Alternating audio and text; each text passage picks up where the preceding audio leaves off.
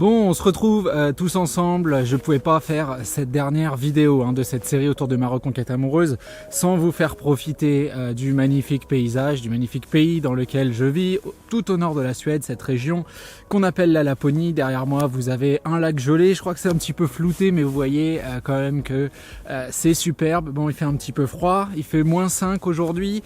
Il faisait -30 la semaine dernière, donc j'ai repoussé un peu le fait de filmer cette vidéo pour pouvoir partager un petit peu avec vous ce cadre féerique. Aujourd'hui, je voulais vraiment vous parler finalement de la manière dont s'est passée ma propre reconquête amoureuse. Et très clairement, vous allez voir qu'il y a un écart entre ce que je prône et ce que j'ai fait. Vous allez me dire, c'est un petit peu étrange. Je vais vous répondre que non pour plusieurs raisons. La première, c'est évidemment que je n'avais pas l'aide que vous avez aujourd'hui, que je vous apporte aujourd'hui. J'avais pas toutes ces réflexions. J'étais beaucoup plus jeune aussi. J'étais dans ce périple sans vraiment prendre de distance, sans vraiment être capable de réfléchir à tout ça. Et puis très clairement, il y a aussi cette notion de switch dont je parle très souvent. Mais bon, pour commencer étape par étape, je vais vous dire que tout se passe un soir finalement. Je suis en France, je suis sous alcool, clairement, on va pas se leurrer, on va pas se cacher. Je me sens pas très bien et là je me dis merde, franchement voilà, il faut que quelque chose bouge. Et vous le savez, à partir de là, je prends cette décision de véritablement chercher du boulot, de véritablement me donner à fond. Vous savez comment j'obtiens finalement mon emploi où je me retrouve avec cette jeune personne à l'aider dans sa vie de tous les jours. Et puis au fur et à mesure de ma réflexion, je me dis que cette vie me correspond, que je suis en train de vivre quelque chose de sensationnel et à la fois j'ai l'impression évidemment de m'éloigner d'Elena et de me dire que tout ça va être impossible. Et ce qui se passe, c'est que je tente le coup de bingo. En fait, je réserve un billet d'avion. Je dis à cette jeune personne qu'effectivement je me prends 10 jours de vacances et que je suis pas sûr de revenir, mais qu'on va quand même compter sur le fait que je revienne parce qu'à mon avis ça va pas super bien se passer. Je pars en Suède. Je pars la voir, j'en avais parlé avec lui, il m'a dit allez vas-y, t'en fais pas pour moi, c'est important, fais ce que tu as à faire. Donc je fais ce que j'ai à faire, je prends mon billet d'avion. Très peu de contact avec Elena finalement pendant ces moments-là, jusqu'à ce que finalement, au moment où je lui dise, quelques jours après, finalement, une journée avant que je monte dans l'avion, elle m'envoie ce simple SMS, quoique c'était peut-être vous savez, un message Facebook ou quelque chose comme ça, je me rappelle plus vraiment, où elle me dit écoute, je suis content que tu viennes. Donc on en reste là-dessus et je suis ravi. Dans ma communication, moi très clairement, quand je me suis adressé à elle, je lui ai dit écoute voilà, mon billet d'avion est réservé, je viens à Umeå donc parce que elle habitait là-bas. Aujourd'hui on habite dans une autre petite ville qui s'appelle Lycksele, mais à l'époque on habitait à Umeå et je lui ai dit voilà, très clairement moi la dernière fois que je suis venu, je suis resté 2 jours, j'ai pas eu le temps de tout voir, je viens à Umeå pendant une dizaine de jours. Tu veux qu'on se voit, on se voit, mon avion arrive à telle heure, tu veux pas qu'on se voit, écoute, je le prendrai pas mal, il n'y a aucun problème, je le comprends tout à fait, j'ai d'autres choses à faire, j'ai d'autres gens à voir, j'avais fait d'autres rencontres sur place. Alors évidemment, j'ai pas mentionné le truc, je voulais même pas jouer la jalousie, finalement le type que je voulais voir c'était un chauffeur de taxi, c'est un mec, il y avait pas de problème, mais c'est vrai qu'il avait une copine qui me tournait un petit peu autour et qu'Elena était au courant. J'ai pas tergiversé là-dessus, je lui ai juste dit voilà, j'ai d'autres choses à faire, d'autres gens à voir, il y aura absolument aucun souci. Moi je me réserve l'hôtel finalement à l'endroit où j'habitais, où je restais quand on s'est connus. Et puis très clairement avec ce SMS je me suis dit bon, c'est plutôt positif. Et quand mon avion s'est posé, j'ai appelé un taxi, chose qu'on fait couramment normalement, et puis j'ai demandé à ce taxi de m'emmener devant chez elle. Et là je lui ai envoyé un message en lui disant voilà, Elena, je suis là. Et à ma grande surprise elle est sortie, comment vous dire, ce moment, moi il est figé dans mon esprit, c'est un moment clé dans ma vie. J'avais une boule énorme à l'estomac, je m'attendais à peut-être, je sais pas, des reproches, je m'attendais à une tête un peu tirée, j'ai eu face à moi quelqu'un de très timide, quelqu'un de très souriant, quelqu'un j'ai eu l'impression qu'elle s'excusait. Bon après, pour vraiment décrire ma future épouse, parce que c'est d'elle qu'on parle en ce moment, c'est pas quelqu'un qui s'excuse facilement, et pourtant à travers son non-verbal j'ai vraiment eu l'impression de cette empathie. Alors très clairement, moi je me suis dit je vais pas appuyer là-dessus parce que je suis pas venu en victime, je suis venu là pour la voir, certes je la vois, c'est déjà magnifique.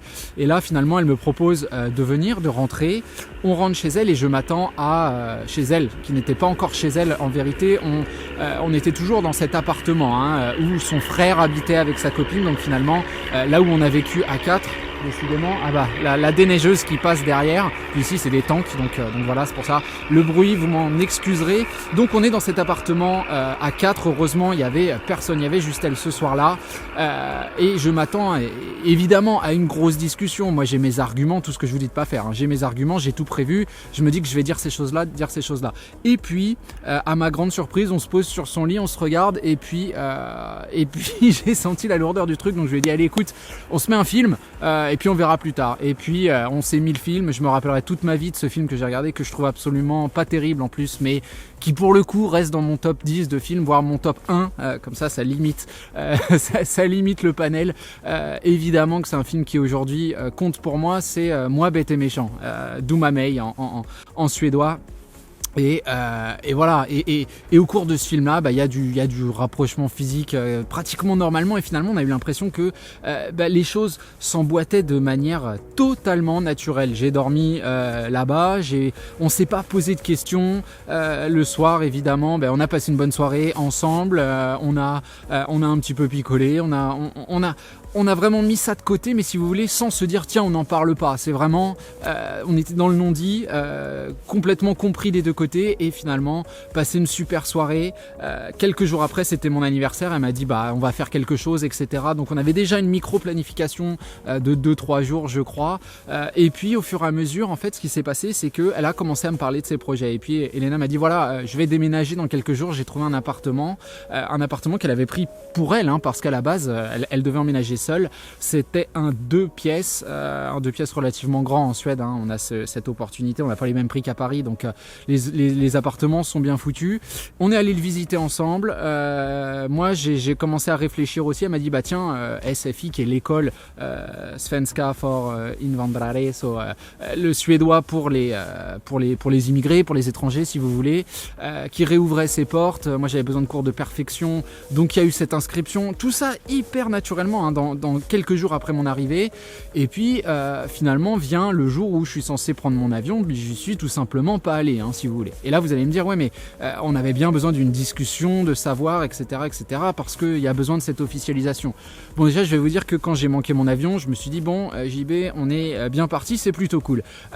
Au final, la grande discussion, si vous voulez, on l'a eu peut-être, je sais pas, 2-3 mois après mon retour, où évidemment j'ai dit que j'espérais que l'ex qui était revenu, qui m'avait remplacé, qui avait aidé à me virer par la peau des fesses, disparaisse du paysage. Je lui avais dit aussi que voilà, les moments où tu vas te cacher dans les toilettes avec ton téléphone pour envoyer des SMS, etc. C'est pas forcément hyper respectueux. Et puis de mon côté, moi très naturellement, je lui ai dit que j'étais plus dans le même état d'esprit, et que aujourd'hui j'avais fait de la valeur travail quelque chose de central. C'était moins le cas avant. Très rapidement, elle me voit me mettre au travail, elle me voit lancer mon entreprise, même si au début elle me dit attention, ça va pas marcher, internet, tout ça. Très clairement, elle voit que j'ai les dents longues, elle voit que je suis plutôt pas mauvais dans ce que je fais, et petit à petit, effort plus attitude finissent par payer. Je vis ici, les discussions deviennent de plus en plus ont toujours été hyper naturelles, et puis pour arriver aujourd'hui à une situation où, c'est pour ça que je voulais vous mettre ici dans ce magnifique théâtre. Enfin moi je trouve ça magnifique, il y a des gens qui adorent les tropiques, moi la neige, même si je sais absolument pas skier ou ce genre de choses, mais je trouve ça, c'est reposant, c'est magnifique, moi j'adore être ici. Et très clairement, voilà, aujourd'hui, qu'est-ce qui se passe? Aujourd'hui, j'ai un fils qui a 2 ans qui s'appelle Théodore. Aujourd'hui, je suis fiancé. On n'a pas encore décidé de la date du mariage parce qu'on veut une organisation intéressante, importante avec des Français, avec des Suédois. Trouver le bon endroit, les moments qui correspondent à tout le monde. Donc la date n'est pas encore arrêtée, mais la planification suit son cours doucement. Et puis, il y a aujourd'hui Elena qui est enceinte, et on est en train de suivre tout ça pour notre 2e enfant. Donc, je suis pas en train train de vous parler de ça dans une logique de tralalalalaire, je suis en train de vous parler de ça dans une logique de oui, on peut mener une reconquête amoureuse, oui, c'est du travail, oui, je suis tombé très bas, oui, j'ai été dans ces logiques où je suis allé jusqu'à la traiter de tous les noms et finalement le naturel a repris le dessus. Et aujourd'hui, je peux vous assurer que je suis plus du tout la même personne. Et cette notion de switch, elle est là, elle est quand moi je travaille avec ce jeune homme. Et aujourd'hui, je peux vous dire que si vous me connaissiez il y a 7-8 ans, vous demanderiez comment c'est possible que je sois là face à vous. J'étais quelqu'un de timide. Pour moi, passer un coup de fil, c'était quelque chose à quelqu'un que je connaissais pas. C'était quelque chose de très compliqué. D'ailleurs, je pense que c'est l'un des facteurs qui a fait que j'ai jamais trouvé d'emploi dans ma recherche d'emploi avant de connaître Elena en sortant de mes études. Je pense qu'on voyait ma timidité, même si sur les entretiens d'embauche j'arrivais à me forcer un petit peu.